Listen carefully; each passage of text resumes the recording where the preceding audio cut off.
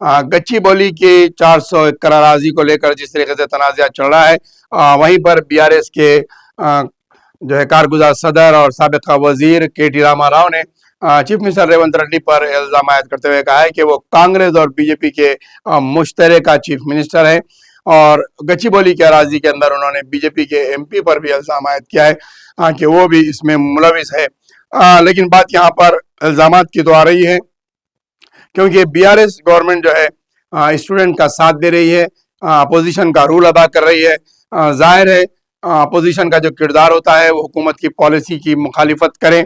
अगर कहीं उसमें अपोजिशन कुछ फ़ायदे मफाद हैं, या फिर अपोजिशन को लग रहा है कि हुकूमत के ऊपर शिकंजा कसा जा सकता है, हुकूमत को कि सियासी जो है उसके ऊपर ज़्यादा तरीके से हुकूमत को मजबूर किया जा सकता है, तो अपोजिशन ऐसे जमहूरियत के अंदर ऐसे हरबे जाने हाथ से नहीं देती। वही इस्तेमाल बीआरएस गवर्नमेंट कर रही है। चंद्रशेखर राव की सरपरस्ती में के.टी. रामाराव जो है रेवंत रेड्डी पर बराबर सियासी वार करते जा रहे हैं, और अपने बयानात के जरिए उन्हें चोट पहुंचाने की हर कोशिश कर रहे हैं, और इल्ज़ाम तराशी का बराबर सिलसिला जारी है।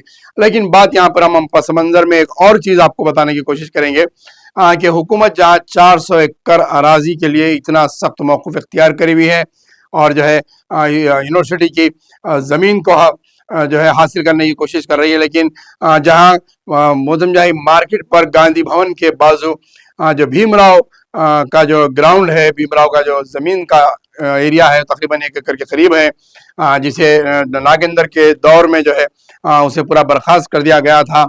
जो लोग वहाँ पे आबादी जो बस्ती थी उन्हें हटाकर और वहाँ पे इंदिरा भवन कायम करने की बात की गई थी।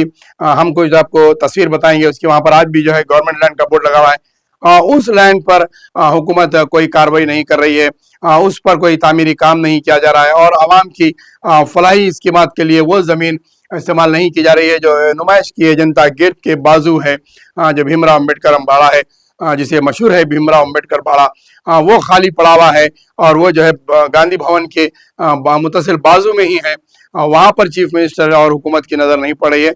उसके अलावा शहर के कई दीगर इलाकों में खुली अराजियात पड़े हुए हैं जो तकरीबन 1 एकड़ के करीब हैं, 1 एकड़ से कम है, और जीएचएमसी के हुदूद में है, लेकिन उस पर हुकूमत कोई फलाही काम करते हुए आवाम के लिए उस स्कीमात को, उस अराजी का इस्तेमाल नहीं कर रही है। जैसे पार्क हैं, जैसे कुछ छोटे जो है इसके इंडोर स्टेडियम, इंडोर गेम्स के लिए बनाए जा सकते हैं, स्विमिंग पूल बनाए जा सकते हैं, और दीगर जो है इमारतें बनाते हुए सरकारी जो है दफातर उसके अंदर ला सकते हैं।